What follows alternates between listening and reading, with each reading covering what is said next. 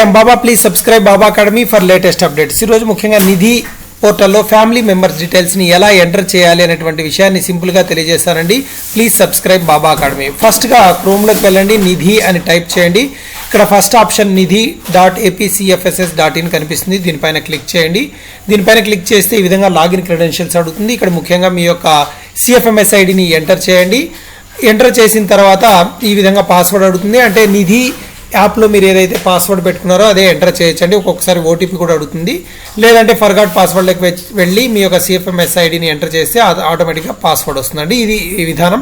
ఇక్కడ sign in చేయండి. Sign in చేసిన తర్వాత ఈ విధంగా ESS మాస్టర్ డేటా APJల రిపోర్ట్స్ కనిపిస్తుంది. ESSలో కింది భాగంలో ఇక్కడ చూడండి family members and dependent details అని ఉంది. దీనిపైన క్లిక్ చేయండి. ఈ విధంగా కనిపిస్తుంది. ఇక్కడ ముఖ్యంగా చూడండి there are no records to display అని ఉంది. ఏమీ లేవండి, ఎవరు రికార్డ్స్ లేవు. ఫస్ట్గా మనం add children details, add spouse details, ఇవన్నీ యాడ్ ఫాదర్ డీటెయిల్స్ ఇవన్నీ ఉన్నాయి కదా. ఎవరైతే డిపెండెంట్స్ ఉన్నారో వాళ్ళకి సంబంధించి ఫ్యామిలీ డీటెయిల్స్ చేయాల్సి ఉంటుంది. ఫస్ట్ మనం చిల్డ్రన్ చేసేకి వెళ్తే తీసుకోదండి, బాగా గమనించండి. ఫస్ట్ స్పౌస్ డీటెయిల్స్ ఎంటర్ చేసిన తర్వాత మాత్రమే చిల్డ్రన్వి ఎంటర్ చేయగలుగుతాం. ఫస్ట్ యాడ్ స్పౌస్లోకి వెళ్ళండి. ఫర్ ఎగ్జాంపుల్ యాడ్ స్పౌస్లోకి వెళ్ళిన తర్వాత ఇక్కడ చూడండి, ఇప్పుడు నా భార్య యొక్క అకౌంట్లో నేను నా యొక్క ఇన్ఫర్మేషన్ ఎంటర్ చేస్తాను. ఎలా చేస్తానో చూడండి. యాడ్ స్పౌస్ డీటెయిల్స్ అనేది ఎంటర్ చేస్తే ఈ విధంగా is spouse alive or not అని వస్తుంది.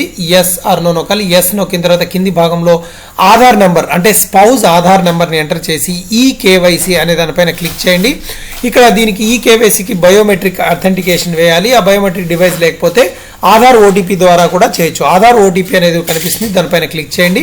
నెక్స్ట్ జనరేట్ OTP అనేటువంటి ఆప్షన్ కనిపిస్తుంది, దానిపైన క్లిక్ చేయండి. ఒక OTP మీ ఆధార్ నెంబర్కి ఏ మొబైల్ నెంబర్ లింక్ అయ్యి ఉందో ఆ మొబైల్ నెంబర్కి ఒక OTP వస్తుంది. ఆ OTPని ఎంటర్ చేయండి. వెరిఫై OTP అని దానిపైన క్లిక్ చేయండి. వెరిఫై OTPని క్లిక్ చేస్తే నేము, డేట్ ఆఫ్ బర్త్, నెక్స్ట్ వారి యొక్క ఫోటో అంతా కనిపిస్తుంది.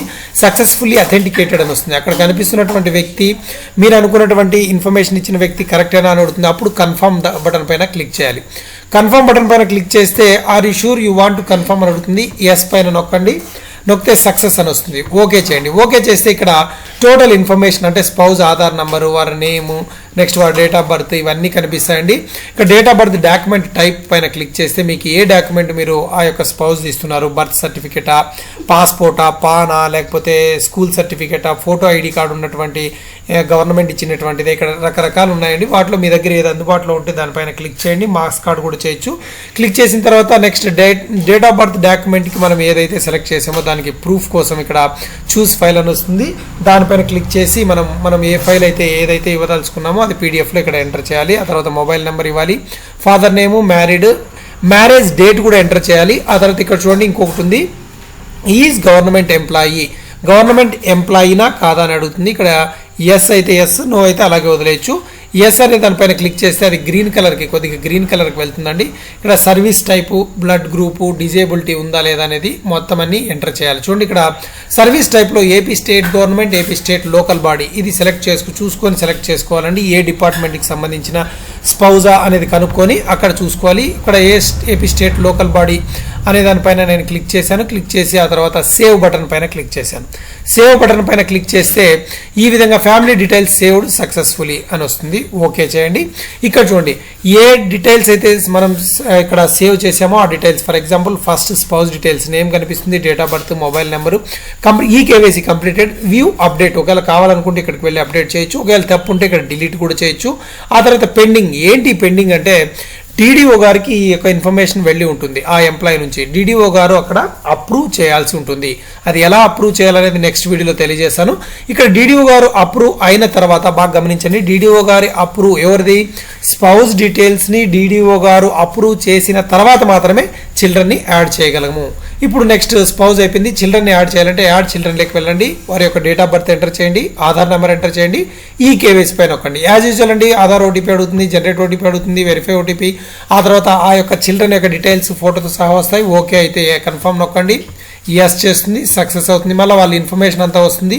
రిలేషన్ ఏంటి, డాటరా సన్నా ఏంటి అని అడుగుతుంది. డేట్ ఆఫ్ బర్త్ యొక్క డాక్యుమెంట్ టైప్ ఏంటి అనేది అడుగుతుంది. వాటన్నింటినీ కూడా సేమ్ ఇంతకుముందు అయినట్టు ఇక్కడ ఉన్నటువంటివన్నీ కూడా ఎంటర్ చేసి సేవ్ బటన్ పైన నొక్కితే ఇట్లా are you sure you want to save అని అడుగుతుంది. ఎస్ అని నొక్కితే ఇంతకుముందు మనకి ఎట్లయితే నేమ్ కనిపించిందో డీటెయిల్స్ అలా కనిపిస్తుంది. ఇక్కడ మనం ఇప్పుడు నేను సేవ్ చేసేకి వెళ్తే ఏమొచ్చిందంటే చూడండి, confirm spouse details with the DDO before adding చిల్డ్రన్ని యాడ్ చేసే ముందు మీ డీడీఓతో స్పౌస్ డీటెయిల్స్ని ఎంటర్ చేయించుకోండి అని వస్తుంది. ఈ విధంగా ఫస్ట్ స్పౌస్ డీటెయిల్స్ ఎంటర్ చేయాలి, డీడీఓతో అప్రూవ్ చేసుకోవాలి, ఆ తర్వాత చిల్డ్రన్ని, ఆ తర్వాత మదర్ ఫాదర్, ఈ విధంగా ఎవరైతే డిపెండెంట్స్ ఉన్నారో ఆ డిపెండెంట్స్ యొక్క డీటెయిల్స్ అన్నీ కూడా నిధి పోర్టల్లో ఎంటర్ చేయాలండి. ఇదండి ప్రాసెస్. మీ అందరికీ ఈజీగా అర్థమైంది అనుకుంటాను. Thank you very much. Please subscribe Baba academy for